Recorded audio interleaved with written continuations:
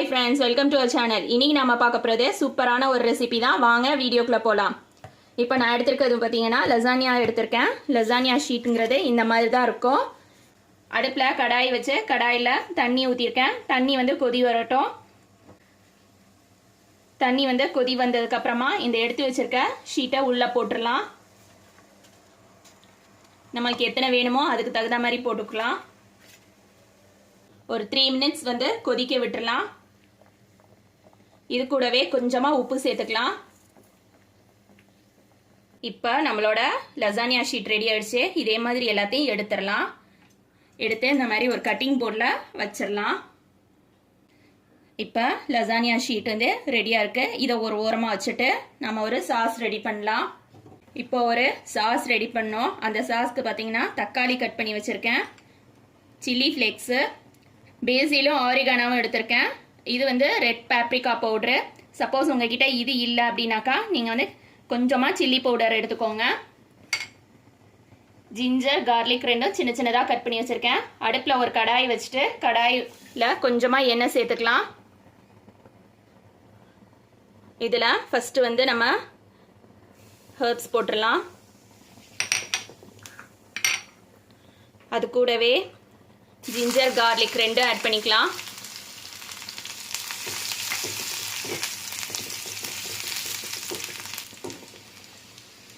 தக்காளி சேர்த்துக்கலாம்.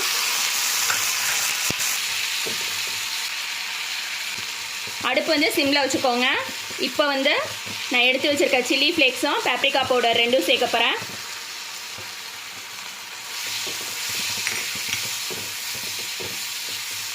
இப்போ பார்த்தீங்கன்னா இந்த தக்காளி நல்லா மசியணும், அந்த அளவுக்கு வதங்கணும். ஒரு மூடி போட்டு ஒரு 3 minutes விட்டுட்டு எடுக்கலாம். இது கூடவே கொஞ்சமாக சீனி சேர்த்துக்கலாம். சீனி சேர்த்து நல்லா வதங்கினதுக்கு அப்புறமா இதில் டொமேட்டோ பியூரி இல்லைனாக்கா டொமேட்டோ கெட்சப், இது ரெண்டில் ஏதாவது ஒன்று ஆட் பண்ணிக்கலாம். இப்போ அடுப்பை வந்து ஹை ஃப்ளேமில் வச்சு ஒரு 1 minute கொதிக்க விடலாம்.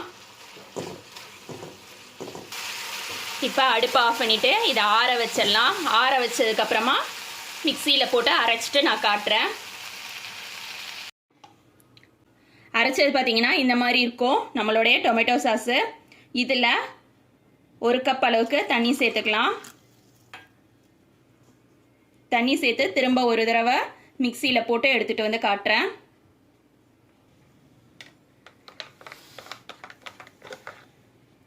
நம்மளுடைய சாஸ் பார்த்தீங்கன்னா இந்த மாதிரி இருக்கும். இதை ஒரு பாத்திரத்துக்கு மாற்றிடலாம்.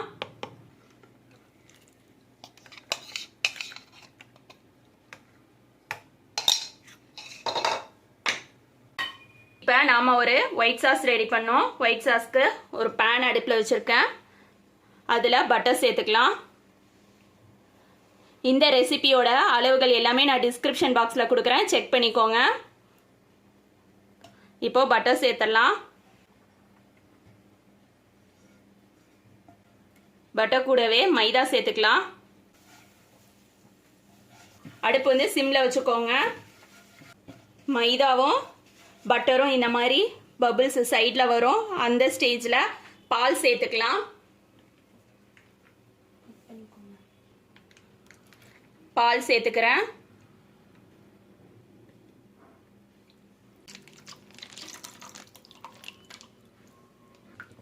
பால் சேர்த்ததுக்கு அப்புறமா ஒரு விஸ்க் வச்சு இந்த மாதிரி கிண்டிகிட்டே இருக்கணும், கட்டி வராத மாதிரி.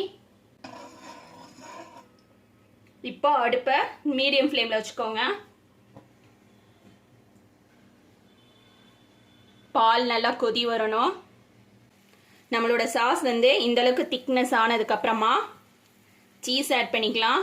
சீஸ் வந்து நான் ப்ராசஸ் சீஸ் எடுத்திருக்கேன்.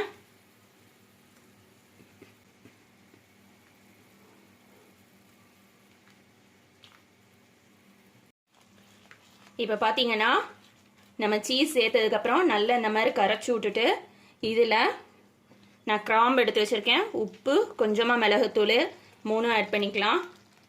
கிராம்பு எதுக்காகனா வாசனைக்காக. ஏற்கனவே சீஸில் உப்பு இருக்கும், அதால் கொஞ்சமாக ஆட் பண்ணால் போதும். மிளகுத்தூள் சும்மா கொஞ்சோண்டு நல்லா மிக்ஸ் பண்ணிவிட்டு அடுப்பு ஆஃப் பண்ணிவிட்டு இதை அப்படியே இறக்கி ஓரமாக வச்சிடலாம். நம்மளோட ஒயிட் சாஸ் ரெடி ஆயிடுச்சு.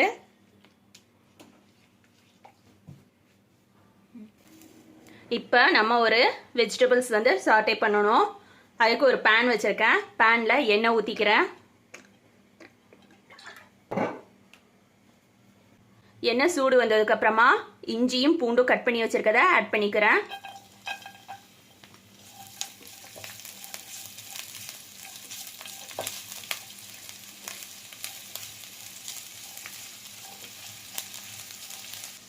இஞ்சியும் பூண்டும் வதங்கினதுக்கப்புறமா இதில் கேரட் சேர்த்துக்கலாம்.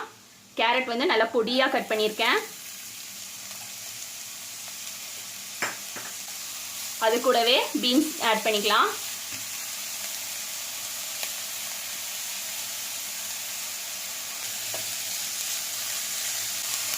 பொடியாக கட் பண்ண வெங்காயம் ஆட் பண்ணிக்கலாம்.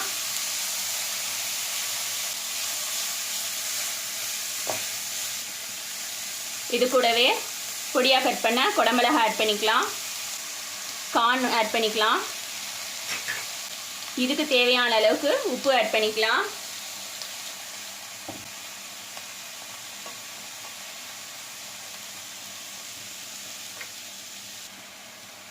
கட் பண்ணி வச்சிருக்க உருளைக்கிழங்கு சேர்த்துக்கலாம்.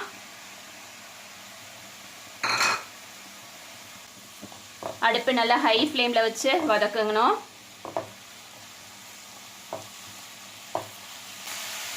இதில் நீங்கள் மஷ்ரூம் இல்லை காலிஃப்ளவர் இது மாதிரி எது வேணாலும் ஆட் பண்ணிக்கலாம்.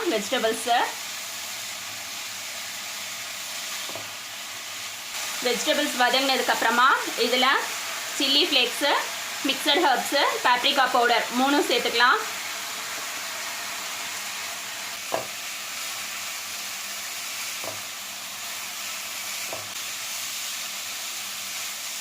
வெஜிடபிள்ஸ் பார்த்தீங்கன்னா ஒரு 5 மினிட்ஸ் வதங்கினா போதும், ரொம்ப வதக்க வேணாம். வெஜிடபிள்ஸ் 3 மினிட்ஸ் வதங்கினதுக்கப்புறமா இந்த மாதிரி நான் பன்னீர் வந்து துருவி வச்சுருக்கேன், அதை ஆட் பண்ணிக்கிறேன்.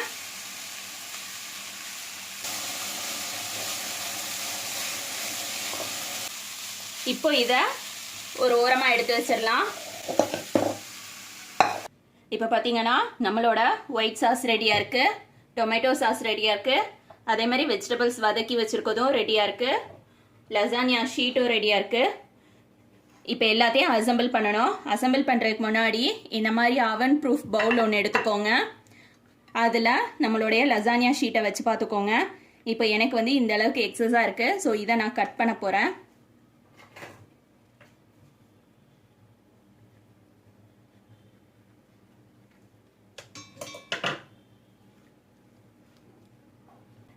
கட் பண்ணதை இந்த மாதிரி பவுல் உள்ள வச்சு பார்த்துக்கோங்க.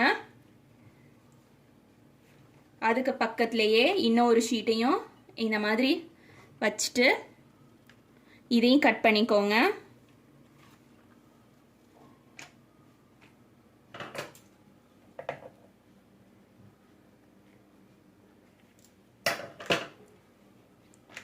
இந்த மாதிரி பேக் பண்ண போகிற பவுலில் ஃபஸ்ட்டு நம்ம எடுத்து வச்சிருக்க கொஞ்சமாக டொமேட்டோ சாஸை ஊற்றிக்கலாம்.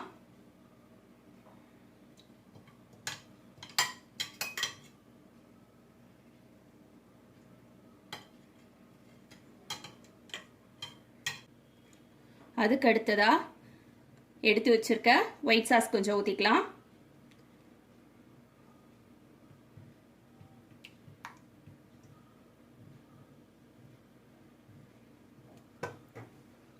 இதில் கட் பண்ணி வச்சிருக்க இந்த லசானியா ஷீட்டை வச்சிடலாம்.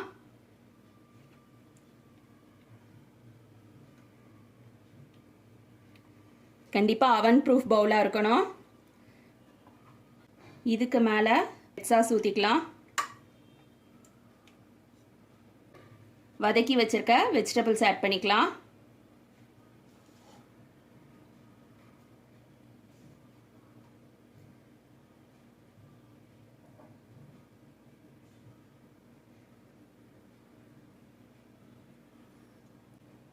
இப்போ இதுக்கு மேலே கொஞ்சமாக ஒயிட் சாஸ் ஊற்றிக்கலாம்.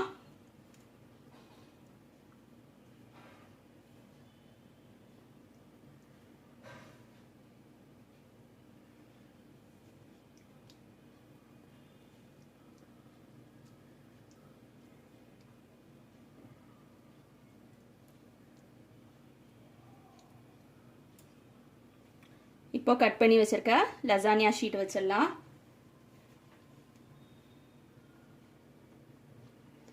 திரும்பவும் இதுக்கு மேலே சாஸ் ஊற்றிக்கலாம்.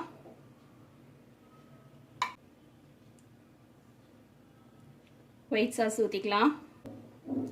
வெஜிடபிள்ஸ் ஆட் பண்ணிக்கலாம்.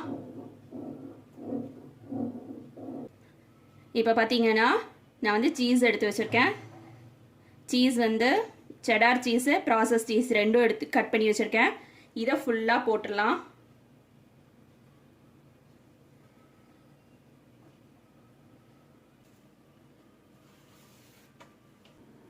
இப்போ இதுக்கு மேலே சீஸ்க்கு மேலே மறுபடியும் லசானியா ஷீட் போட்டுடலாம். இதே மாதிரி உங்களுக்கு எத்தனை லேயர் வேணுமோ அதுக்கு தகுந்த மாதிரி நீங்கள் போட்டுக்கோங்க.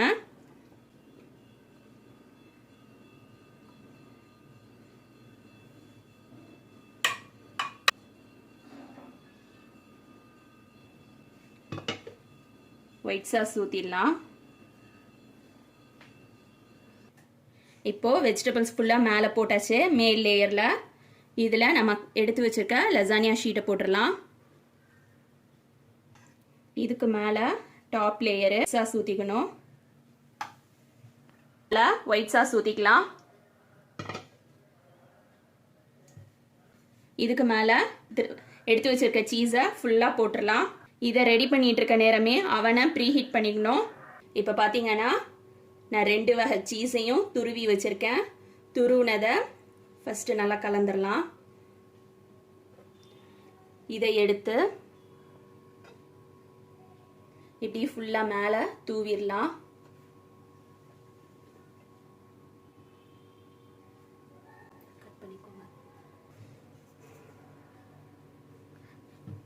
சீஸ் ஃபுல்லாக போட்டாச்சு. இதுக்கு மேலே கொஞ்சமாக நான் சீசனிங் இது போடுறேன்.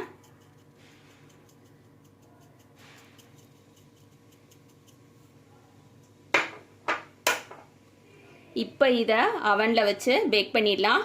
200 டிகிரி சென்டிகிரேட்டில் 30 மினிட்ஸ் வச்சு நான் எடுத்துகிட்டு வரேன்.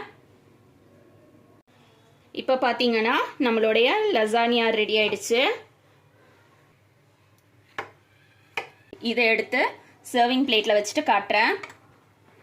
இப்போ பார்த்தீங்கன்னா நம்மளுடைய லசானியா ரெடி ஆயிடுச்சு. இதே மாதிரி நீங்களும் உங்கள் வீட்டில் செஞ்சு பாருங்கள். இதை எடுத்து காட்டுறேன் பாருங்கள். உள்ள லேயரில் அப்படி சீஸ் அழகாக மெல்ட் ஆகிருக்கு. இந்த மாதிரி பசங்களுக்கு செஞ்சு கொடுத்தாக்கா ரொம்ப விரும்பி சாப்பிடுவாங்க. இதே மாதிரி நீங்களும் உங்கள் வீட்டில் செய்யுங்க. தேங்க்ஸ் ஃபார் வாட்சிங்.